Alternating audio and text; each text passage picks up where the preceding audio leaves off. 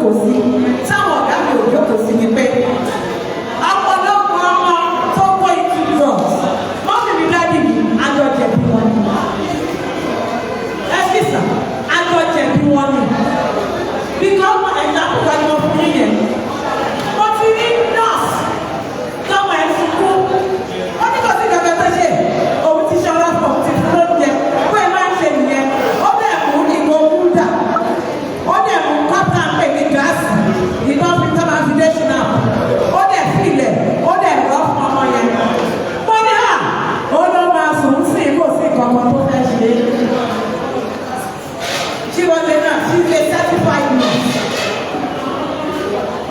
where am I going she mentioned socially accepted dog ní àwọn òògùn tó jẹ́ kò sọ́lọ́pàá tó máa ń mú yín tẹ̀ bá lò nítorí kò sọ́lọ́pàá tó máa ń mú yín ẹ wá lò nínú omi òjò you can take Panadol now ẹ ṣáà lè rà á tẹ bá rà bá ìkẹyìn ló wà ní sachet yẹn doctor wa sọ pé take 2-3 times a day but orí yẹn fọ́ yín gan-an so sachet mẹ́wàá yẹn kò tó yín lò jọ kan nítorí orí yẹn fọ́ yín gan-an as if that is not enough I will give you a very common one alábùkù àti jọ́ tẹ̀sí lọ sọ hospital mélòó lóyún ni doctor prescribe alábùkù fún bọ̀tà bá ní kàkà yẹn tó máa ń lo alábùkù níbí báyìí àfẹ́ tó bá fẹ́ sàpamọ́ tára bá ti rú ẹ àbí tó bá jẹ́ oníṣẹ́ ọwọ́ tó ń ṣiṣẹ́ pípẹ́ àbí iṣẹ́ kápítà kó tó bẹ̀rẹ̀ iṣẹ́ láàárọ̀ fàṣálẹ́ fún fẹ́ẹ́dújà kan nítorí ọ̀dùn ìforí lò wọ́n wọ́n á mú fẹ́ẹ́dújà pẹ̀lú alábùkù kan wọ́n á mix ẹ̀ papọ̀ wọ́n á sáré dààmú wọ́n á mú ilé kíṣẹ́ lè yàgò ẹ̀ẹ́dẹ̀rọ bẹ́ẹ̀ ṣe wọ́n á bá nílẹ̀ ṣe máa ń sọ fún yàn the booklet ta nílẹ̀ yìí if you look at the topic it says the truth about drugs we don't want to tell you drug is good or drug is bad we are just here to tell you what the drug does to your body tẹ́ bá ti mọ òtítọ́ nípa òògùn it becomes your personal choice whether you want to do drugs or not the mistake that a lot of our parents make was that talking about drugs was prohibited talking about alcohol was prohibited as a child if I walked up to you and said what would you be an extra what would you say get out of here stupid child and I would question to pay but that was a teaching moment instead of chasing that child you could have told the child and said ọtí òun ṣe nǹkan tó dáa lára náà gbàgbé pé akọ̀ọ̀kú kámẹ́rà ó ṣe nǹkan tó dáa ká ní mo mọ̀ bá tó bẹ̀rẹ̀ fún mi bàbá. But in lots of us we avoid this conversation the same way we avoid the conversation about sex.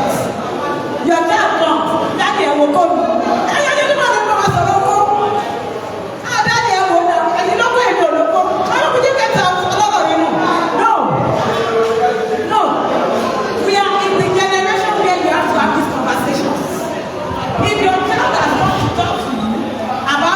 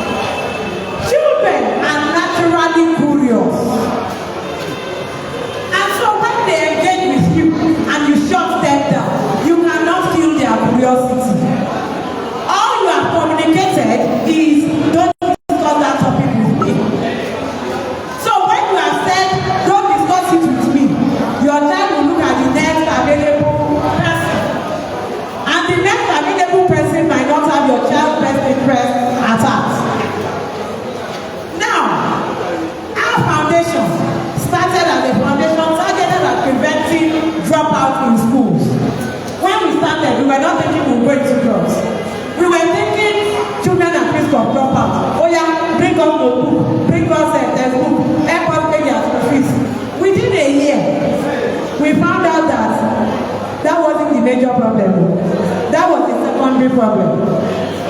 What we discovered was that more than 90% had parents doing drugs, or they were living in a drug-enabling environment. And so, when you come to a child and say, what do you want to be in future? I want to end the car park.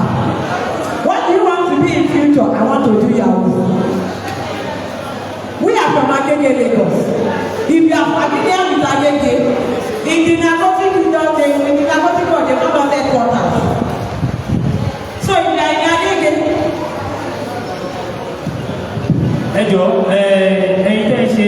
medical treatment here. Doctor need to stop for 1 minute. Kí everybody jókòó kó wà in order. Nobody wà in order here. They might continue. Please, we want people to listen to what they are saying here. And that is the purpose why we are all here. Please. Stop for 1 minute according to the instruction from the doctor. Say you should stop for 1 minute so that people will sit down in order and be coming to you one after the other. Please. Thank you. So, now, what we realized, Iya, Baba, and see, a lot of the children, Baba mi, ó ti ṣe èrè pẹ̀lú drugs. Iya ló ń ta gbé tó dáfà. Iya mi, one of the cases that I was personally involved in, a primary 4 people, ọmọ yẹn wá dé ẹjọ́ sùn tíjà. Bí ìfẹ́ máa lọ sí ṣọ́ọ̀bù mọ́mì mi, kí ló dé? Pàrágà lọ tà.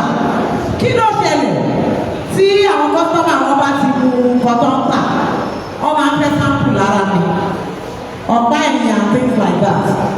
So the teacher called the mother and told the mother. The mother said, ọ̀lẹ́ kò ní kàn ṣe nínú gbogbo ọmọ mi òun ní kàn lọ́lẹ́. We called the mother and spoke to the mother.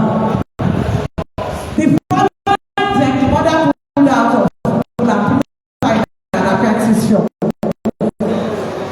Before the end of that session, now these are our things basically tell. At the time, ignorance is not an excuse. Ignorance is not going to stop the effect of drugs in the life of your child. When a child is doing drugs, if a child starts taking drugs, any form of drugs, the brain, there's an analogy I was given. Tẹ́ bá fẹ́ bọ ẹran, ìyí tẹ́ ẹ bọ̀ lórí náà tẹ́ fomi sí tẹ́ dáná sí, ìyí tẹ́ ẹ dín, ṣe mọ̀ pé máa sáré jiná. Now imagine there's something already now, they have a steam pot. So imagine you are boiling water. You now cover the pot. You now put the meat on top. You now cover the meat. Are you getting the process? Àwọn tó mọ̀ pàtó ní dáhùn máa ń pè ní steaming. Ní fi oúnjẹ ẹ̀ lọ́gọ́ sí orí náà. Omi àbí kọ̀ọ̀kan lè máa gbélé náà. Ẹ wá fi oúnjẹ yẹn ó máa hàn jù lórí ẹ̀. Ẹ wá dé mọ́. Ìyẹn ló ń pè ní steaming. My fellow women, when we steam, you know it's good for time. But tó bá máa fi jiná, ó máa jiná dénú. Àbí bẹ́ẹ̀ kọ́ mà? Tó bá máa fi jiná báyìí, ó máa jiná dénú gbogbo ọkọ̀ tẹ́fi ṣe sẹ̀rẹ̀ rẹ̀ sí. Ó máa wọnú ẹ̀ dáadáa. Ṣé rí tẹ bá fún ọmọdé ní ọtí? Bí ìsọ̀rọ̀ gbó, ọtí, nǹkan tẹ́ ṣe sí ọpọlọ ẹ̀ nìyẹn. In case you are not aware, and that is why an adult will tell you, oh, but we still have to secondary school, she baby she strong man standing. You watch the rain, tí àwọn ọpọlọ ẹ̀ ti tẹ̀ ní òkú sí láti kékeré.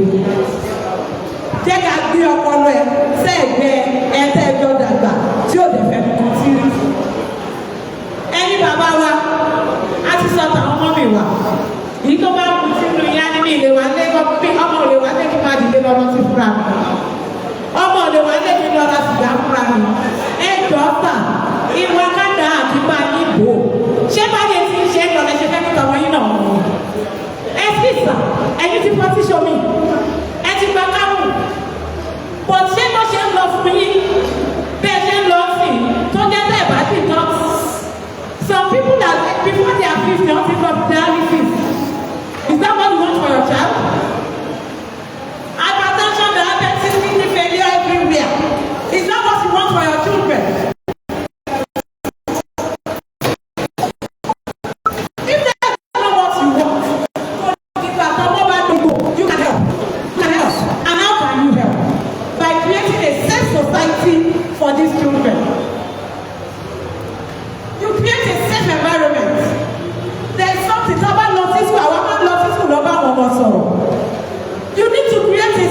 place for your children.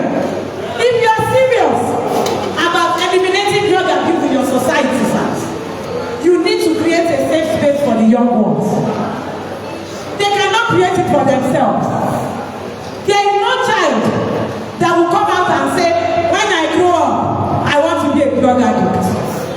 In Kokon, low boss in Kokon, low need to sing Kokon, some of it drug addicts. And that is why in the drug sensitization community, we call them victims. They are victims of drugs. And most times, it is not their fault. Something led to something. Earlier on, when he was speaking, he said some of us, the way we talk to our children, imagine going to a primary school, sir, and the children are asking me, Mommy, if I don't go abroad, how do I manage depression? What is a primary school child getting depressed about? Tutorial now. Kí lè ṣe fún wọn lé? Kí lè ṣe fún wọn lé? Tọ́mọ primary school mama sọ pé, how do I manage depression? Kọ́mọ yẹn tó discover òyìnbó yẹn, ó níbi tó ti rìn dé sá. Àbẹ́ ẹ̀gẹ́ sí. Now, when you have exposed them to alcohol and cigarette as normal from when they were growing up, it is normal for them to experiment. We have talked about you exposing them to pain relief and other drugs. Right now, the medical organization, they are fighting antibiotic resistance, anti-malaria resistance. Gbogbo oògùn tẹ́kọ̀ọ́ máa ń kó fún wọn láì bá dọ́kọ̀ sọ̀rọ̀. Ó wá di problem sí. Tọ́mọ bá wá sí oògùn ní ṣiṣẹ́. Because ẹ ti lò ó fún gbàtí kankan ṣé ara ẹ ti àdá. And at that time, ẹjọ́ ọmọ tí nǹkan ń ṣe, ọmọ tó rí fọ́, tó lo Panadol tí ò ṣiṣẹ́, tó lo Panadol extra tí ò ṣiṣẹ́, ó lo ibuprofen kò ṣiṣẹ́, ó lo diclofenac kò gba, ọ̀rẹ́ ẹ̀ wá dé, ó wá sọ fún pé sórí skúṣì yìí, tó o bá ti mú ẹ̀fọ́rí yẹn máa lọ. And the first time tó mú ẹ̀fọ́rí yẹn lọ. Remember, marijuana is a drug. First time tó mú skúṣì yẹn, ẹ̀fọ́rí yẹn lọ. Ẹjọ́ the next time tọ́rọ̀ ẹ̀ bá mú láwùjọ àfùjọ́ máa gbà àdúgbò nígbà. So, are we responsible for the society we have or not? Wakanda was initiated after we realized that the first phase, the rate of the illiteracy was because of drug abuse. There is a correlation that was being established. But when we did our baseline, when we went in and engaged, the problem was not so much illiteracy as much as abuse. And what was often leading students to drug abuse, it was child abuse. Sometimes we don't want to relate it, we want to deal with one and at different times. But sorry, Wakanda doesn't give you that place. We will talk about both. When a child is abused and the child cannot confront the parents, the child becomes aggressive. The child can become depressed. Check yes, and from that, the solution is to engage with friends who offer support. What form of support are they offering? Alcohol, drugs, illicit drugs, sniffing, vaping, partying. That's the solution. And that's what gives birth to the society we are currently battling with. And so, we will be deceiving ourselves if we assume that we can just stop and drugs will go away. We cannot. If we are serious about sending drugs out of our society, we are going to start by creating a safe society for our children. And how do we start this? Reorientation, behavioral change.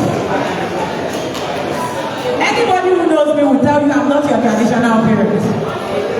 I'm not. Even my mother will tell you almost already.